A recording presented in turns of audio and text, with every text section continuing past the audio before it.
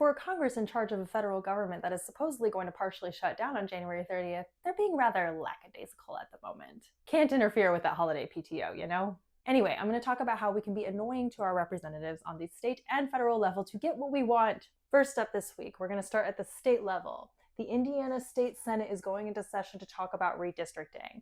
The redistricting measure already passed the Indiana State House, which was predictable. What is very unpredictable right now is what the Senate is going to do. Roderick Bray is the Indiana State Senate President pro tempore, and he was the original sticking point behind it not going forward about a month ago, and some other senators, based on various spats with Trump or whatever, are also starting to defect from this measure. But we need more support. So if you are in Indiana or you know people who are in Indiana, they need to be calling their state senators, not the House, state senators this week.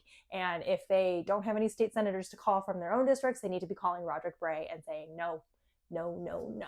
Next, the NDAA and the defense appropriations bills are probably heading to House/Senate floors in our Congress. The National Defense Authorization Act, as a reminder, is what authorizes the DoD every single year. The appropriations are what actually fund the DoD year over year. The AI provision is not making it into this text. The final text is going to be released probably sometime this afternoon. It also remains to be seen if something about housing makes its way on there. The Senate had already passed this road to housing package out of the Bank and Housing Committee, but the actual provisions or whatever, if any, that make it onto this package are very much up in the air. Now let's talk about the ACA. It's absolute chaos as we thought it was going to be. There's certainly no unifying bipartisan effort whatsoever. The Dems on the Senate side have said that they are going to be putting a 3-year clean extension of the credits. I say clean in scare quotes because they're just trying to mock the Republicans, as they should.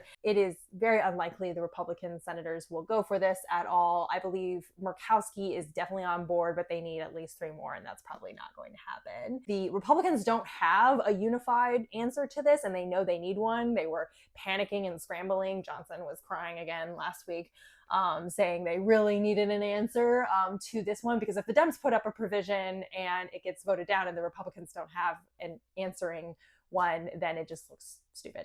Again, I will break down the National Defense Authorization Act text once it is fully out, including any housing provisions that make their way in there. If you've got a Democratic senator, make sure you call and say yes, yes, yes to that 3-year extension of the ACA.